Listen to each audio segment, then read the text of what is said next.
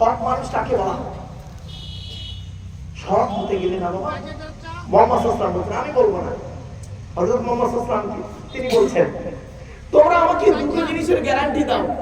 বুখারীর হাদিস, তোমরা আমাকে দুটো জিনিসের গ্যারান্টি দাও, আমি মুহাম্মদ সাল্লাল্লাহু আলাইহি ওয়াসাল্লাম তোমাদের জান্নাতের গ্যারান্টি দেব। দুটো জিনিস কি? নবীজি বলছেন, শুনো আমি বলিনি, দুই ঠোঁটের মাঝখানে এই জিভের গ্যারান্টি দাও। হারাম খাবার খাওয়া থেকে জিভটাকে ঠিক করো, বাজে ভাষা বলা থেকে জিভটাকে ঠিক করো, পরনিন্দা পরচর্চা করা থেকে জিভটাকে ঠিক করো। তাহলে এক নাম্বার, দুই ঠোঁটের মাঝখানে জিভের গ্যারান্টি দাও। দুই number, it is very very important, দুই রানের মাঝখানে লজ্জাস্থানের গ্যারান্টি দাও। দুই ঠোঁটের মাঝখানে, দুই রানের মাঝখানে, এই দুটো জিনিসের গ্যারান্টি তোমরা আমাকে দাও, আমি মুহাম্মদ সাল্লাল্লাহু আলাইহি ওয়াসাল্লাম তোমাদের জান্নাতের গ্যারান্টি দিয়ে দেব।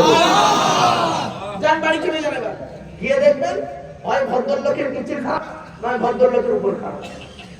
ঠিক আছে, যার দুটোই খারাপ ও একজন নিকৃষ্ট জাহান্নামী মানুষ। যার দুটো ভালো, ও যদি একজন চাষী হয়, জান্নাতি মানুষ। জোরে বলুন সুবহানাল্লাহ। তো আমার বাপেরা, এক নাম্বার হলো সৎ।